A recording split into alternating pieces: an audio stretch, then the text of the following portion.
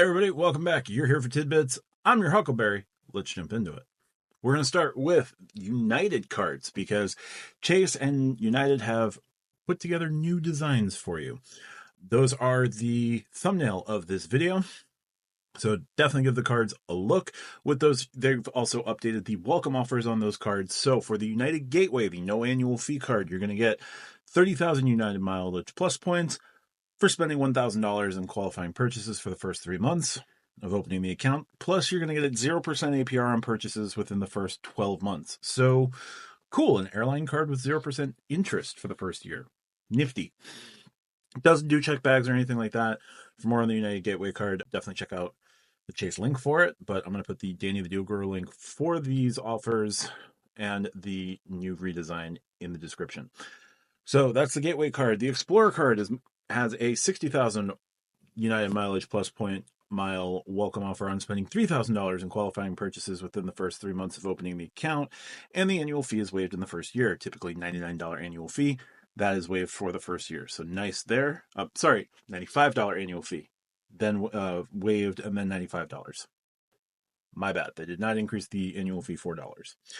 The United Quest card earns 70,000 United mileage plus miles and 500 PQPs after spending $4,000 on qualifying purchases in the first 3 months of opening the account. That one has a $250 annual fee, also has a $125 United credit, and I believe it does not come with anniversary points on it, but that card will also help with PQP spending for United status. And then you have the United Infinite card. You'll earn 90,000 United miles after spending $5,000 on qualifying spend within the first 3 months of opening the card. This is the $525 annual fee. This is probably one of the best elite tier airline credit cards. I'm not sure if it goes up against how much it goes up against the Delta Reserve card. Delta Reserve card next year takes a hit in terms of Sky Club access, but it still has access to Centurion lounges when you fly Delta. So if you only fly Delta, you'll always get into the Centurion lounge. So there's that.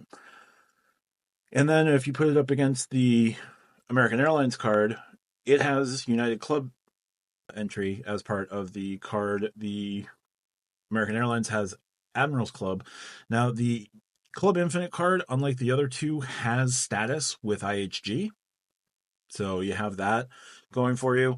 And it will also come with rental car status. I don't remember if the American Airlines card does. I know the Delta card does not. So up to you which card of those would be the best in the premier airline card space, but there you go. Also, the business and business club cards also got refreshes in terms of their design. So all 5 cards are going to be the thumbnail. If you clicked, thank you so much for clicking. So we have that from United. Next, we're going to move over to Hilton. Hilton and Small Luxury Hotels have launched their first 3 properties on the Hilton website. Looks like you're going to be spending about 110,000 points a night for the the Spain location. One location is in London, one location is in Spain, and the last location is in the Maldives because, well, it wouldn't be credit card YouTube videos without talking about the Maldives. I'm not going to tell you to go to the Maldives, but there you go. Now, here are the big benefits on these. You can earn your regular rates if you pay cash for these stays. Your membership, your elite tiers, your elite status with Hilton is honored at all SLH properties. If you're silver, you're going to be earning at the silver rate. If you're gold, you're going to be earning at the gold rate. If you're diamond, you're going to be earning at the diamond rate. For cash stays, you'll also be able to do 5th night free when booking points starting at silver status and above. And we're going to be able to use your free night certificates at any of these locations. So there you go. As long as it's standard room availability, you got that. They've launched their first 3. They're planning to launch about 100 by the end of the year. So that could work out pretty well for SLH. It looks like the SLH Hilton partnership is going a lot easier and smoother than the Hyatt and Mr. and Mrs. Smith partnership has at their launch, but there's always room for improvement with both. And speaking of Hyatt and Mr. and Mrs. Smith, big negative when that announcement came for their partnership and how things were starting off was that the Hyatt card did not earn its full earning capability at Mr. and Mrs. Smith locations. They've changed that. So the Hyatt card will now earn 9 times points at any Mr. and Mrs. Smith location when booking with the Hyatt card. So that's helpful. Now, point bookings aren't going to be the easiest, and they did dynamic pricing with Mr. and Mrs. Smith properties, which is a bit of a pain, but they also do dynamic pricing with homes and villas, so that's not the end of the world. And I get that they couldn't quite make everything fit into the award chart, but we'll see what happens. But the award chart still alive and strong, and we're happy for that. And one last bit on hotels and hotel partners. Marriott is losing Korean Air SkyPass as a transfer partner as of Monday. So if you have until Sunday night, June 16th, 2024, to make any transfers that you need to make from Marriott to Korean Air, or if you were earning Korean Air SkyPass miles through your Marriott stays, that is ending Sunday. So Monday morning, that is no longer going to work. You can still transfer hotel points to Korean Air SkyPass, but it's none of them are particularly savory. Accor Live Limited, ALL, you'll be able to transfer points at a 2-to-1 ratio, which is better than Marriott's 3-to-1 ratio. You can do Hyatt points at 1,250 Hyatt points becomes 500 SkyPass miles.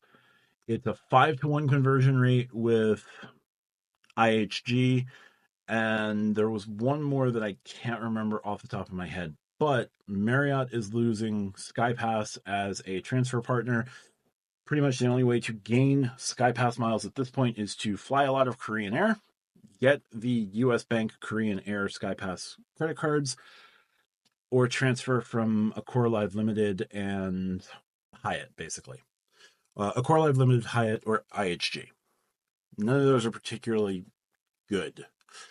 Your best bang for your buck is going to be the 2-to-1 ALL to SkyPass, but that feels painful.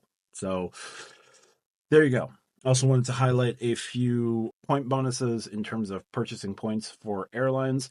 2 I know of right off the top of my head at time of recording. You can get a 70% bonus when purchasing Air France miles. You can also get a 75% bonus when purchasing JetBlue miles. There are limited time offers. I'm going to put the links for everything down in the description. The Air France, I believe, is until the middle of July, and I'm blanking on the JetBlue purchase. That was actually targeted to me via email, so your mileage may vary. But that is it for this one. We're going to call it there. If you like what I do, hit the like and subscribe button. Let me know down in the comments what you think of these moves. The refreshes on the United cards don't change the card's structure at all. They're all relatively strong, especially if you are a United flyer. If you're not a United flyer, sorry.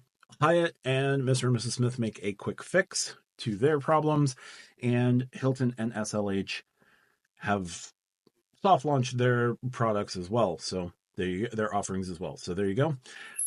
Let me know down in the comments what you think about these. If you like what I do, check out my pinned comments for ways to support the channel. I thank you in advance if you do. There's referral links down below for ink cards, sapphire cards, the Hilton Honors card, the Hilton cards with a free night certificate.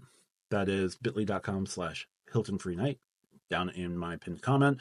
There's also Ko-fi and Buy Me a Coffee for other ways to support me directly. I thank you in advance if you do. If not, no big deal. Talk to you guys soon. Bye for now.